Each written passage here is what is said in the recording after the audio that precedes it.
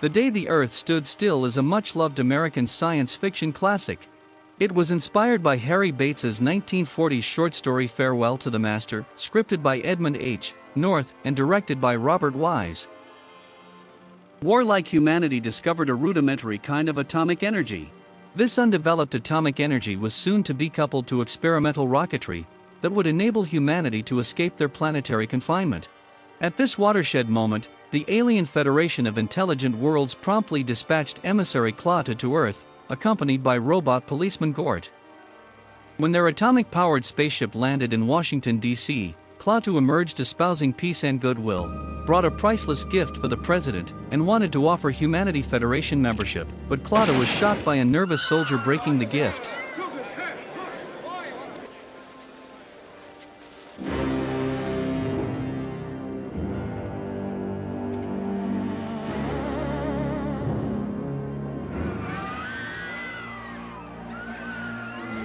A defensive Gort was deactivated by Klaatu, who was then taken to hospital wherein he miraculously recovered.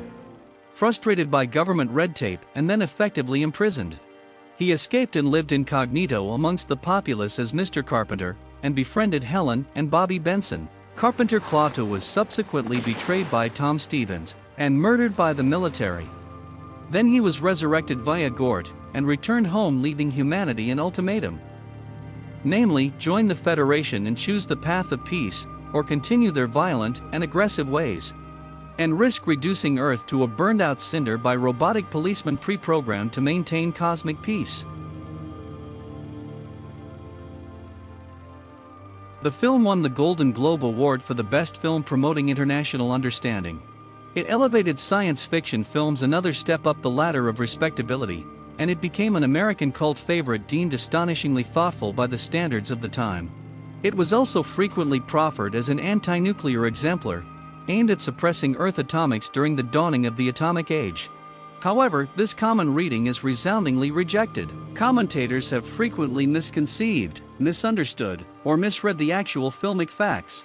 Instead, it is argued that the film and Klaatu are not anti-atomic, but rather pro-atomic. Firstly, there is a dearth of atomic iconography and dialogue within the film. Why?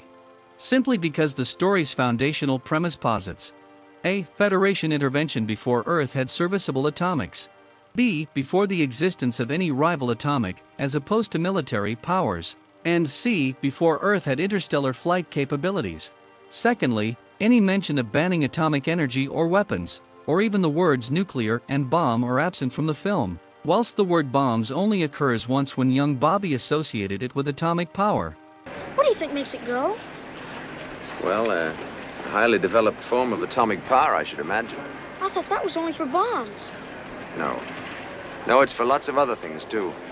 Furthermore, the word atomics only occurs 3 times, namely when Klaatu A. indirectly acknowledges his spaceship's energy source, B. acknowledges Earth's rudimentary kind of atomic energy, and C. predicts humanity applying it to their spaceships. Thirdly, humanity's rudimentary atomics were nascent and not serious threats to the Federation.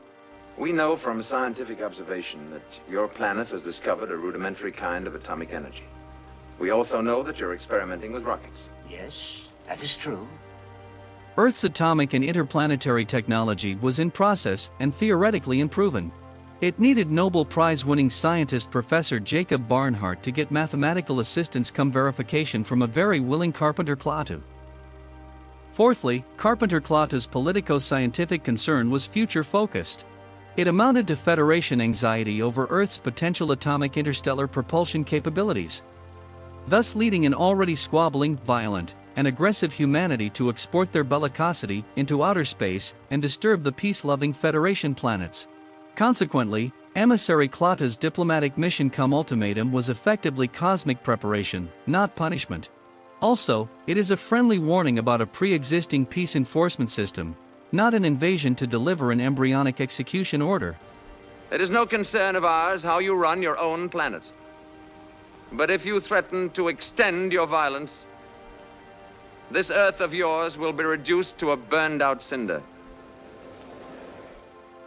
Fifthly, Federation capabilities were unmatched.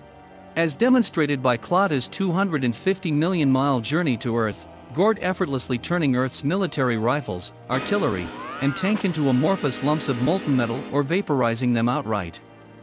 Also, it is underpinned by Klaatu's condescending comment about Earth's primitive tanks and planes.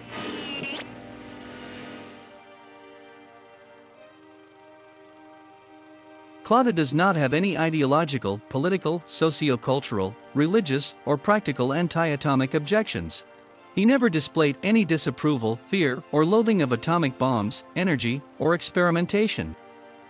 Instead, he is proudly pro-atomic, which is frequently overlooked, downplayed, or misinterpreted by many commentators. Clear evidence of this is indicated when a curious Bobby excitedly asked Carpenter Klaatu at the spaceship landing site, What do you think makes it go? Well, a highly developed form of atomic power, I should imagine. I thought that was only for bombs. No. No, it's for lots of other things, too. His guarded words deflected exposure of his on-the-run alien identity ensconced amidst a fearful crowd, armed military, and a sensation-hungry reporter deliberately exploiting fearfulness. Robert Wise's The Day the Earth Stood Still is not an anti-atomic exemplar. An alien emissary Klaatu is proudly pro-atomic in intention, word, and deed. After all, it is atomic energy that powers the Federation spaceships of Klaatu and Gort's roving robotic peers. How more pro-atomic can you get than that?